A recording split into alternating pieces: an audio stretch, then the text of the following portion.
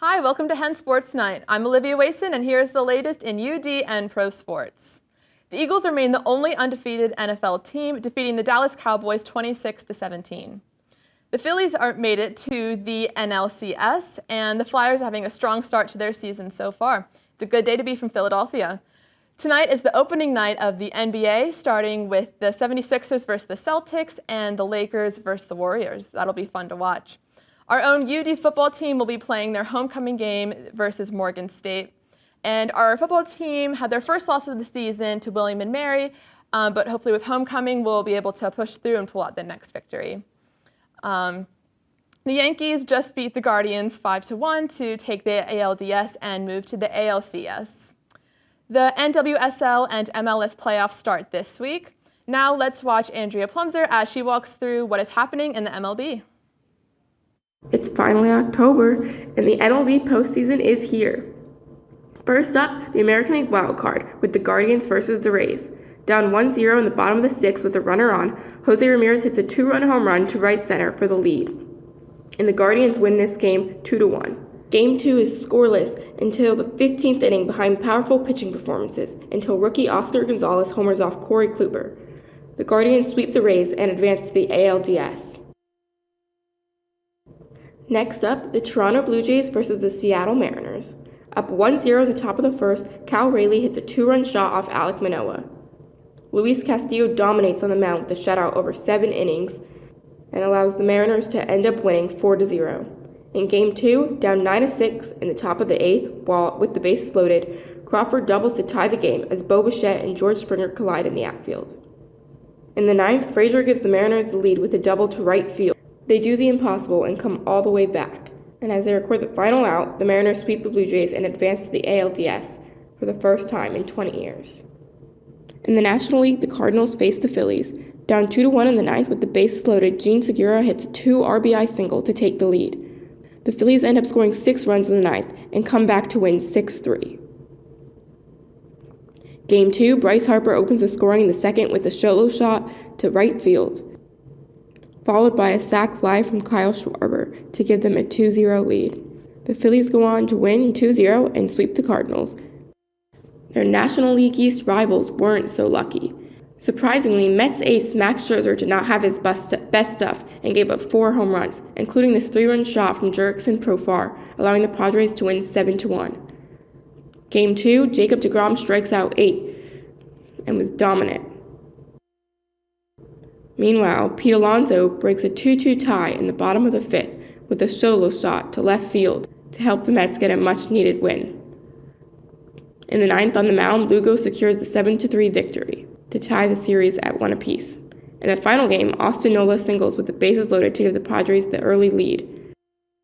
On the mound, Joe Musgrove was so dominant that Buck Showalter checked his ears for sticky stuff, and the Padres clinched the NLDS with a 6-0 win while allowing just 1 hit. With the wild cards done, it is now time to take a look at the division series. Defending American League champions and the Astros were down 7-5 in the bottom of the 9th when Yordan Alvarez hits a walk-off 3-run home run to win Game 1. Game 2, down 2-1 in the 6th, Alvarez hits another go-ahead home run, and the Astros beat the Mariners 4-2. Game 3 was scoreless for 17 innings because of great plays like this one, made by Julio Rodriguez in center field. However, in the top of the 18th, Jeremy Pena hit a home run for the lead. Luis Garcia got the final out to complete the sweep, and the Astros are once again headed to the ALCS. The Dodgers dominated the Padres throughout the regular season, and in Game 1 it was the same, as they led 5-0 in the 5th inning as Will Myers gets the Padres on the board, but they would go on to win this one 5-3. Tied 3-3 in Game 2, Profar singles to give the Padres the lead, and the Padres win 5-3 to tie the series at 1 apiece. Down 2-0 in the 5th, Mookie Betts hits a sac fly to get the Dodgers on the board, but the Padres take Game 3, 2-1. Trying to clinch Game 4, Jake Cronenworth hits a 2 RBI single for the lead in the 7th, as 2 runners score. Josh Hader on the mound, and the Padres win 5-3 and advance to the NLCS. Familiar division rivals, the Phillies led the defending World Series champions 7-3 in the bottom of the ninth. Matt Olson hit a 3-run home run to cut the deficit to 1. Just barely, the Phillies hold on to win the game 7-6. Scoreless in the bottom of the sixth, Matt Olson singles and the Braves go on to win 3-0 for Game 2. The series now tied at 1 apiece. Game 3, the Phillies put on a show and win 9-1. In Game 4, Brandon Marsh opens the scoring in the bottom of the second with a 3-run shot. And the Phillies go on to win 8-3 and advance to the NLCS. In the ALDS, the New York Yankees face the Cleveland Guardians. Game 1 was all New York, powered by an Anthony Rizzo 2-run home run and a dominant pitching performance from ace Garrett Cole, who struck out 8 in over 7.1 innings. Giancarlo Stanton started Game 2 with a 2-run home run to right field to give the Yankees an early lead. And Nestor Cortez was nasty on the mound with plays like these, with this throw from the ground. Tied in the top of the 10th, Oscar Gonzalez singles to take the lead, and the Guardians end up taking Game 2 in a devastating fashion. Game 3, down 2-0 with the runner on third, home run king Aaron Judge ties the game with a 2-run home run. With the bases loaded in the ninth and Clark Schmidt on the mound, Oscar Gonzalez singles to score 2 and walk off the game for another devastating loss. Facing elimination in Game 4, Harrison Bader hits his third home run of the series to put the Yankees up 3-0 in the top of the second. Wandy Peralta records the final out to end the game 4-2. Game 5, winner takes all, will be played in the Bronx today to see who plays the Astros in the ALCS. Stay tuned for live updates. And who will win it all? How you guys doing? We're back here with me, Tony Dean, me, Kevin D. Almeida, and the NBA is back. You know, we got the opening games. We even have one happening right now with the Celtics versus the Eastern Conference champions, the Boston Celtics, and then we have the Lakers playing the reigning champions overall, the Golden State Warriors. How you feel about that first game as it's going on right now? You already know how I feel about that one, you know. Not saying I'm a Philly hater, but you know. You a Philly hater? Nah, I'm not. But I have the Celtics winning, you know. They do have two fantastic duo players, you know. They have Jaylen Brown and Jason Tatum going against James Honeybun Harden, who's probably 300 pounds now, and Embiid, who folds in the playoff year after year after year. So why not? I'm going with the Celtics, you know? I'm not going to hold you. That's kind of crazy because when I really think about it, right now, this is not the playoffs. Embiid not folding in the regular season. Yeah, we'll see. James Honeybun Harden, I just checked the score, just looked at it right now. He is frying that Celtics team. Yeah. So what he's doing in the offseason is clearly working. I think what they're doing with Tyrese Maxey is going to work. And James Harden can eat whatever he wants. He can eat a Big Mac and a large fry. He's eating Honey Bun Smoothies, though. He's still going to give Honey you Bun 36 Smoothies and 10. Come on now. And then when he gets to the playoffs, it's going to be burnt out. Come on, dog. We got to move on. Yep. Let's move on to the LA Lakers versus the Golden State Warriors.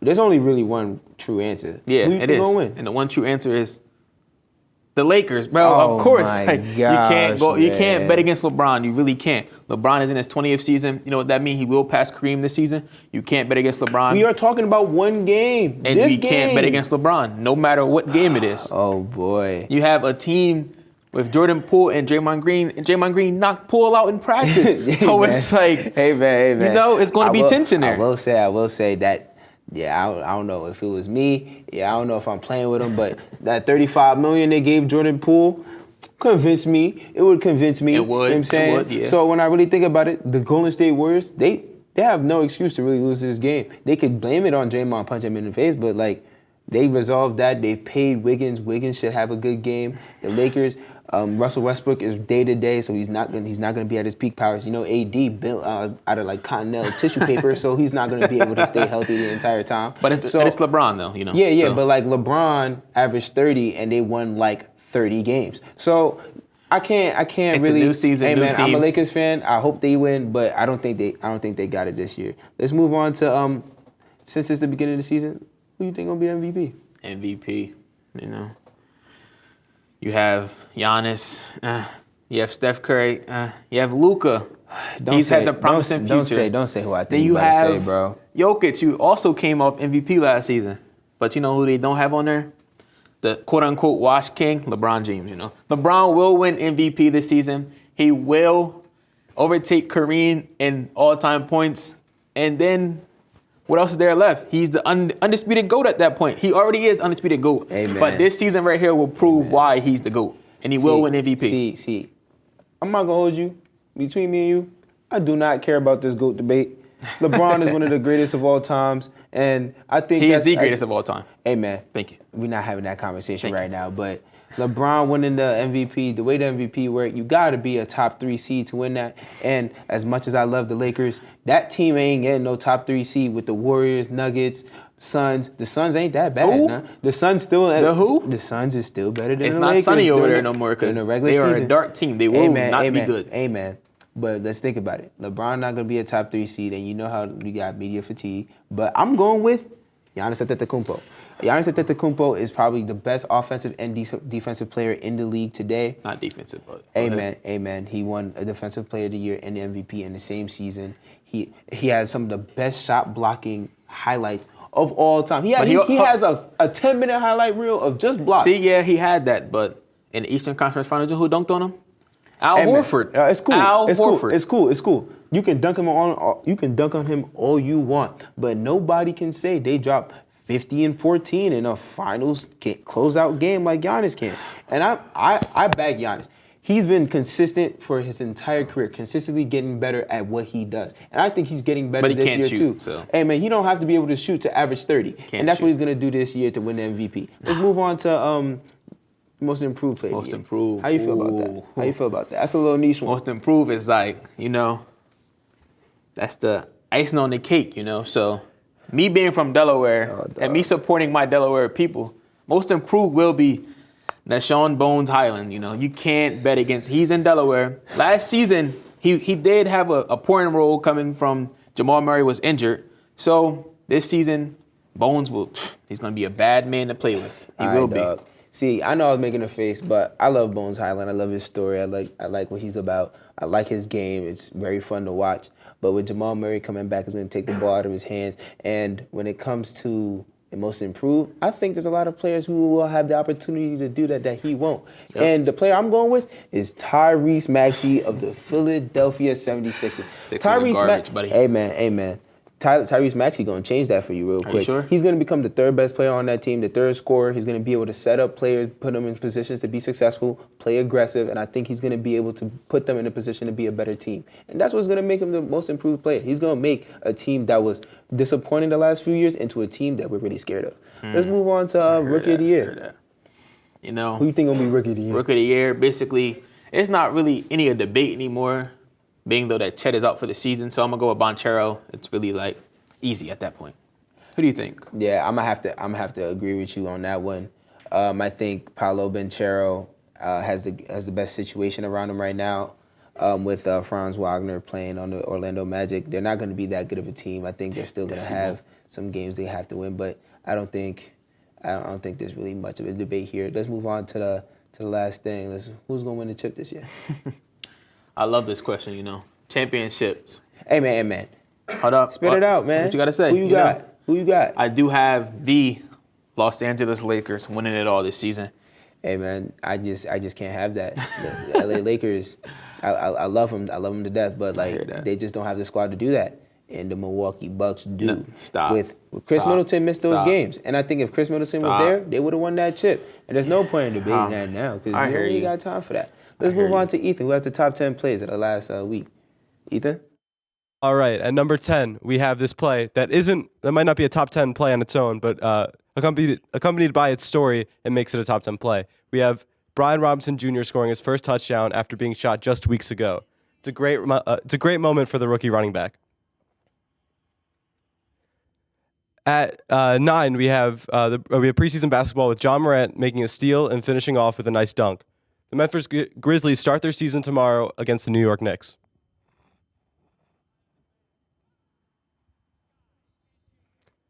At number 8, we have a scoop and score play by the Jets special teams after a blocked punt. The Jets pull off a huge upset against the Packers, and they win their third consecutive game.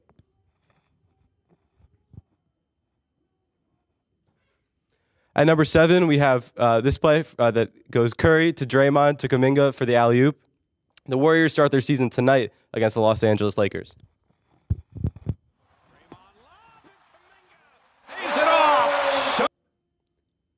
At number 6, we have this diving catch by Trace Thompson against the Padres in the NLDS. The Dodgers could not hold on to this game, however, and the Padres move on to the NLCS against the Phillies. Bregman and Tucker aboard. First pitch to Gurriel in the air, right center field, hit pretty well. Rodriguez on the run, and Rodriguez makes a great catch. Bregman will tag and go to third. Oh my goodness. The ground he covered off the charts. Julio Rodriguez kicking it into fifth gear. At number 5, you have Julio Rodriguez covering an insane amount of ground to make this catch and saving what would have been the go-ahead run for the Astros in the 16th inning. However, the Astros would go on to win in the 18th inning. On the run, and Rodriguez makes a great catch. Bregman will tag and go to third. Oh my goodness. The ground he covered off the charts. Julio Rodriguez kicking it into fifth gear. At number 4, we have this interception by the Vikings defense. This ball somehow stays up in the air long enough to end up in Harrison Smith's arms, and the Vikings would win this game 24-16. And an interception. Also in the final 2 minutes. So now both right there, Smith and Kendricks. It's hard to tell if they got their hand. At number 3, we have Josh Allen showing off his incredible athleticism by hurtling over the Chiefs defender. The Bills would go on to win this game 24-20 and improve the record to 5-1. Quarterback power for quite some time. And at number 2, we have this leaping catch by Patriots wide receiver Devontae Parker. The Patriots have now won 2 straight with rookie quarterback Bailey Zappi. And what a catch made by Parker on Delpit Newsome. Well, sometimes as a quarterback, you just want to put it in position to where your guy can go after the ball. Devontae Parker, throughout his career, has attacked the football. This time, number 6, going up and making the. And at number 1 is this crazy interception by Oklahoma DB C.J. Colden. Colden reached up and tipped the ball and managed to snag it with one hand before it hit the ground. And was that intercepted? Shows you his ability to get up. And this ball needed to be thrown with more. And next up, we have Ariz and Kevin with soccer. All right, now soccer. Well, we have to bring up what happened yesterday with the Ballon d'Or winners, Alexia Putellas and Karim Benzema.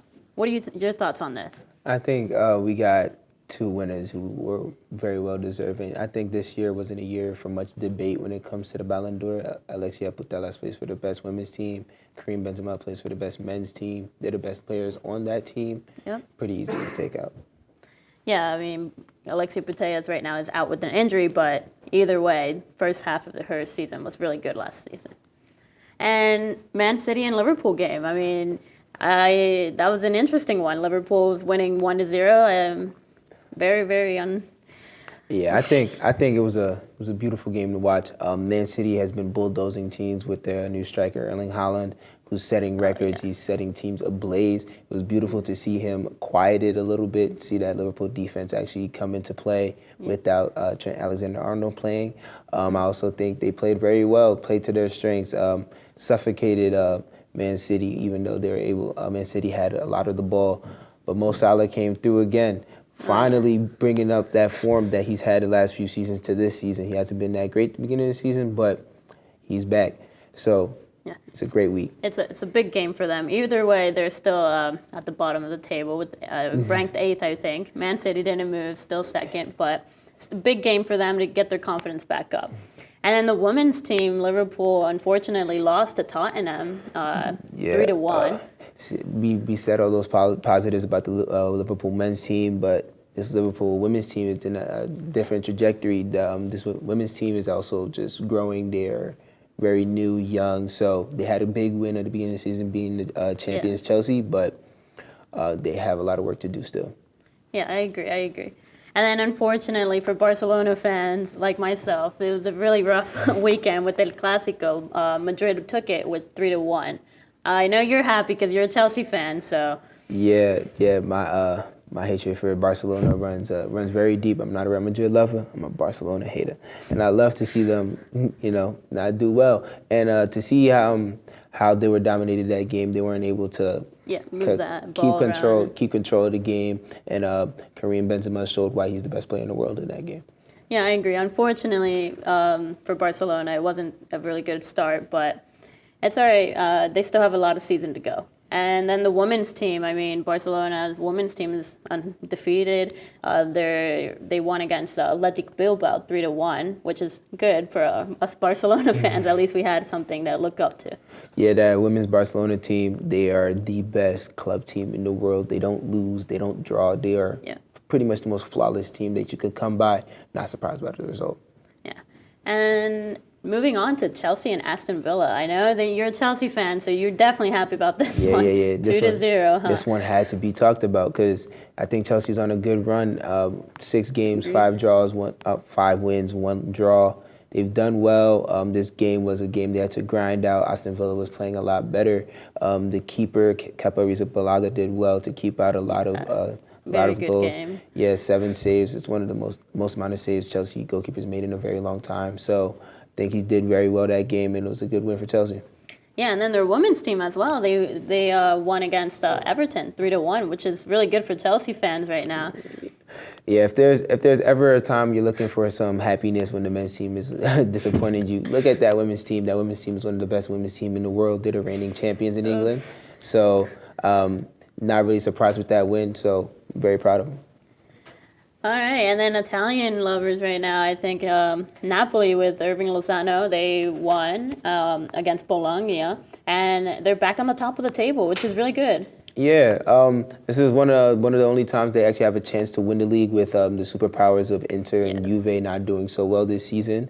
And I think it would be great for them to bring the Serie A back to the Diego Armando Maradona Stadium. Yes.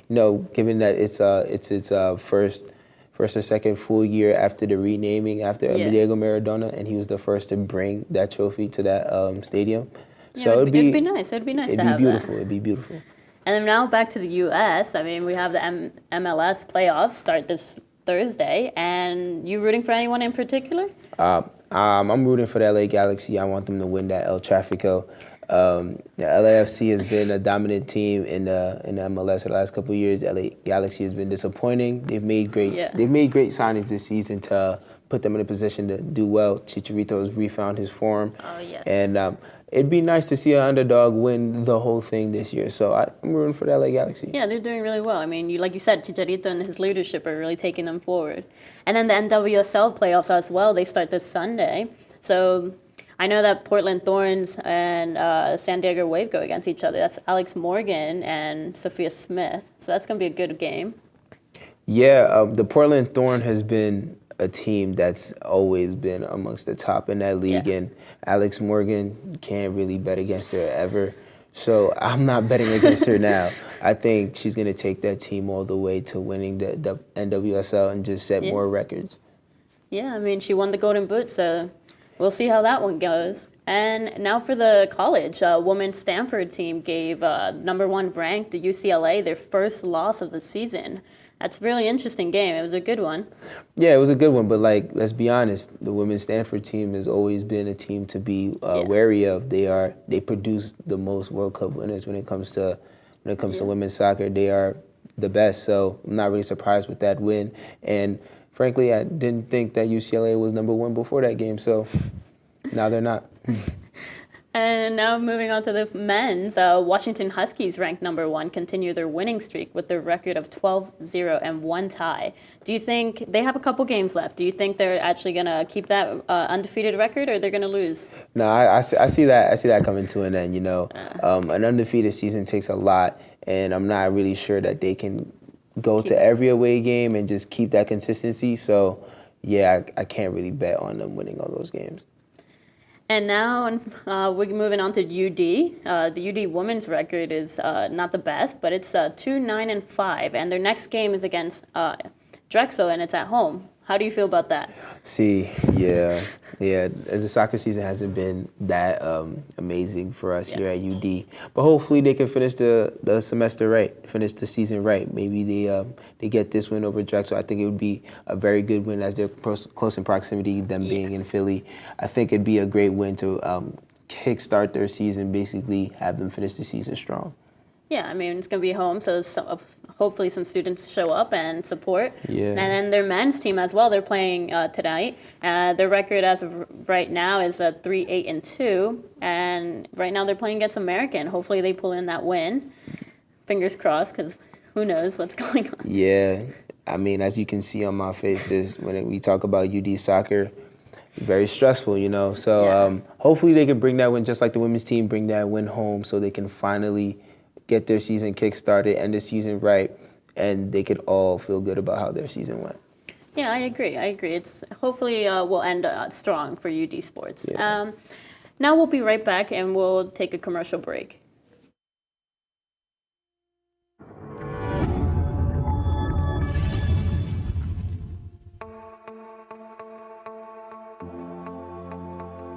Tonight on 49 News. Here are tonight's top stories. President Harker announced his resignation as university president. UD is also named an A+ school for B+ students. Look at us, guys. We're adequate. I'm Kyle Coulter, and welcome to the 49 News Blue Hens Sports Report. I think we're a top 10 team in the nation. We've had so many injuries and illnesses, and I give them a ton of credit.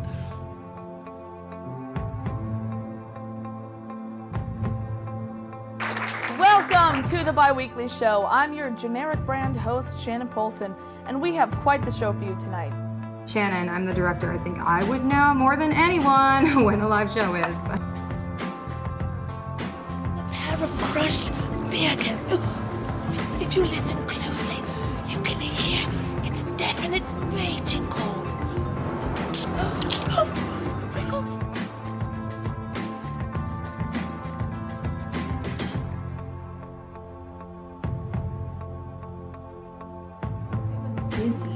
I was 13 and I was too busy to go to the bathroom for 48 hours. That's what I said. It is time for Hot Topics. Here at Real Talk, we do a little something called Hot Topics, which are a weekly dose of what's going on around the world. And I know somebody out there is wondering, what exactly is Netflix Nation?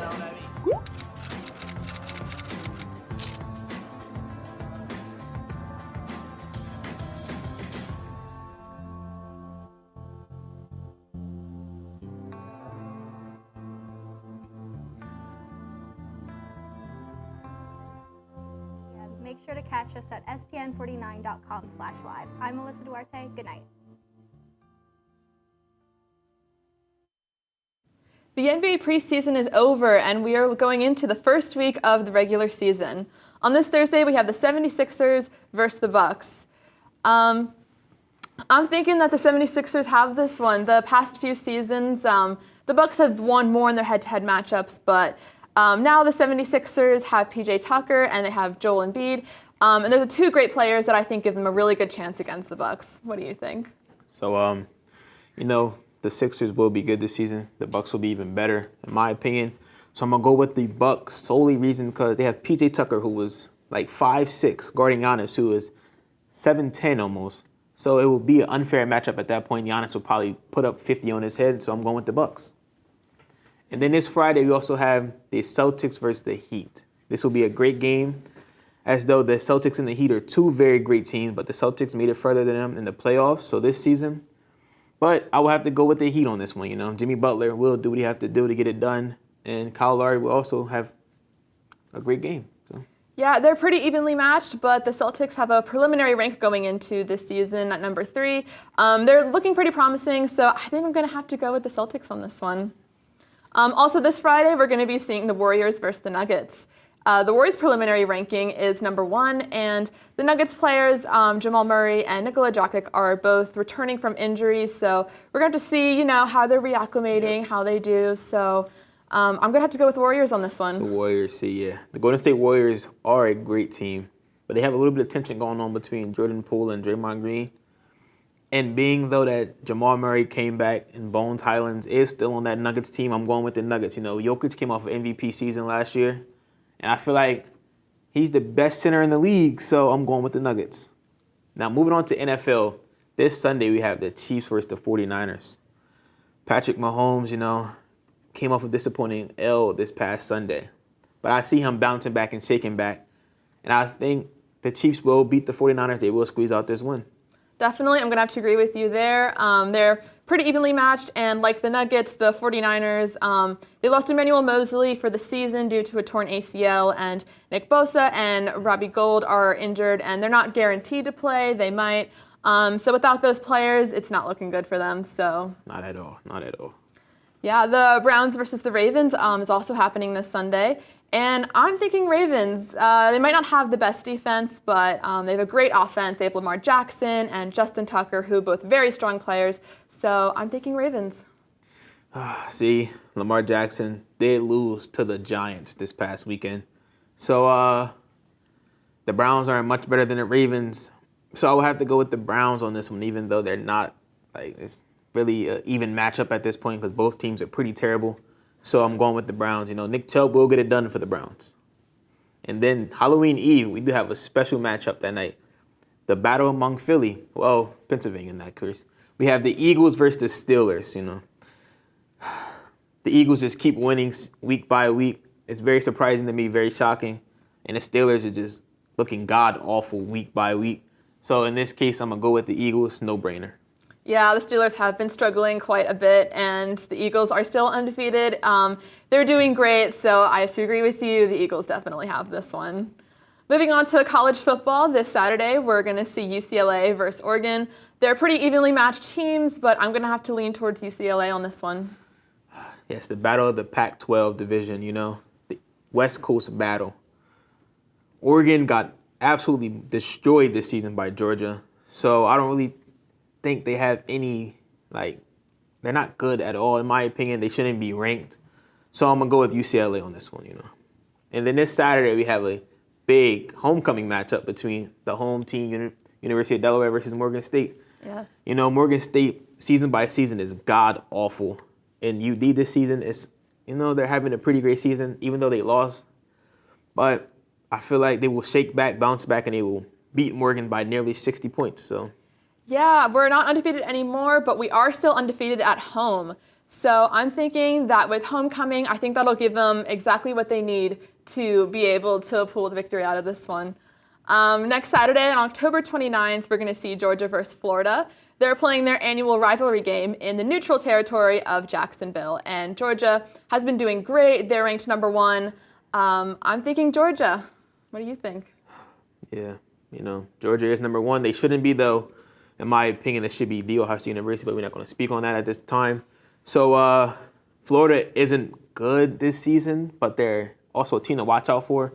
But I just think Georgia's defense is just going to overpower Florida's offense. So, you know, Georgia will win probably by 100 points. Who knows? It will be a blowout win, though. Yeah, maybe. We teamed up with the UD Cockpit Instagram and asked you to vote for your predictions on their story, and here's what you all said. So you guys said between the Sixers and the Bucks this weekend, you will have the Sixers at 76% and the Bucks 24%. I can agree. You know? Yeah, definitely. Then the Celtics versus the Heat. The Celtics 64%, the Heat 36%. I can't agree on that one. I will be going with the Heat. So I'm sorry, UD fans, but I'm going with the Heat. Sounds right to me. Then you have the Warriors versus the Nuggets. You have the Warriors at 87% and the Nuggets at 13%. That's a very large margin considering, even though I understand the Warriors did come off winning the championship last season, but I'm going with the Nuggets on this one, so I can't agree with you on this one either. Well, moving on to the NFL games, we have the Chiefs versus the 49ers. You said 78% for the Chiefs and 22% for the 49ers. That looks exactly right. That makes sense. I think the Chiefs definitely have this one. Then for the Ravens versus the Browns, you all said 82% for the Ravens, 18% for the Browns. Again, I have to agree with you all. I think that is the right decision. Finally, for the NFL polls, we have the Eagles versus the Steelers. You said 87% for the Eagles, 13% for the Steelers. Again, I think you all are very smart. I think that's exactly right. So now we have the college football polls. You have Oregon at 57% and UCLA at 42%. Can't really agree on that one, I can't, Nah. Then we have UD at 97% and Morgan at 3%. I'm surprised UD isn't 100% considering the UD people voted, which doesn't make sense to me. It should be 100-0. Morgan is awful. And then we have Georgia versus Florida. You have Georgia at 60 and Florida at 40%. Yep, I can agree, yeah. But it was probably more like 80-20, Right, exactly. Well, that's all we have for you today. Thanks for watching and tune in next time for Hens Sports Night.